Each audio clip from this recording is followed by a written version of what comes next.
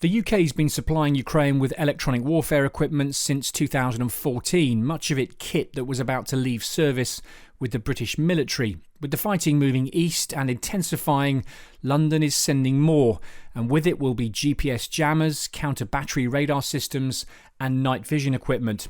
James Rands is a former British Army major and an expert in intelligence, surveillance and reconnaissance, or ISR.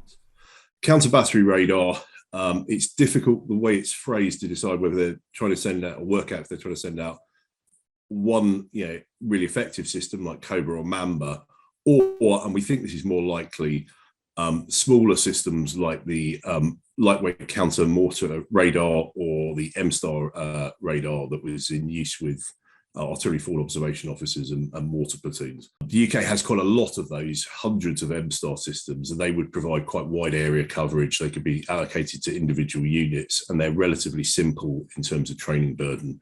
As for EW, it's always really difficult to talk about EW because it is by its nature secret. No military likes giving away its capabilities or how it's used. So we may never actually find out exactly what goes out there. Ukrainian forces have bought off-the-shelf night vision kit, which has worked well, but they need more of it to equip reinforcements. Unluckily for Moscow, much of the Russian army's NVG equipment is actually made in Ukraine. Experts think the UK could be sending quantities of the British Army's Common Weapons Sight, known as CWS, a night vision scope that allows soldiers to see targets in low light, plus perhaps an earlier sighting system called Lucy.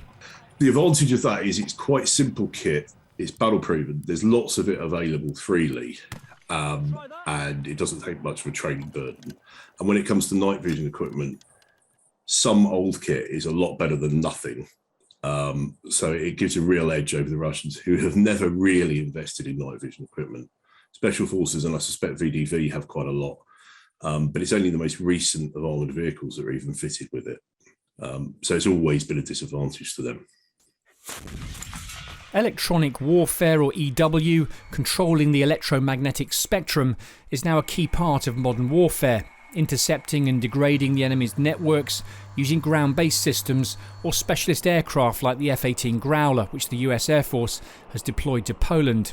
Russia actually has a long tradition of electronic warfare. What they've done very effectively in the past is actually find enemy forces via EW, so particularly by picking up on people's mobile phones. And in 2014, there are reports of them actually identifying formations in the field by the pattern of their mobile phones.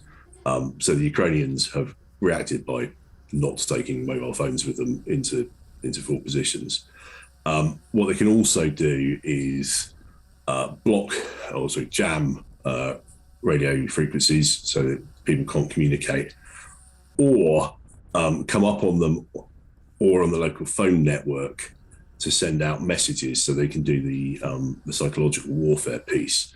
Russia's use of electronic warfare is expected to increase as the front line moves east and it can deploy more air power.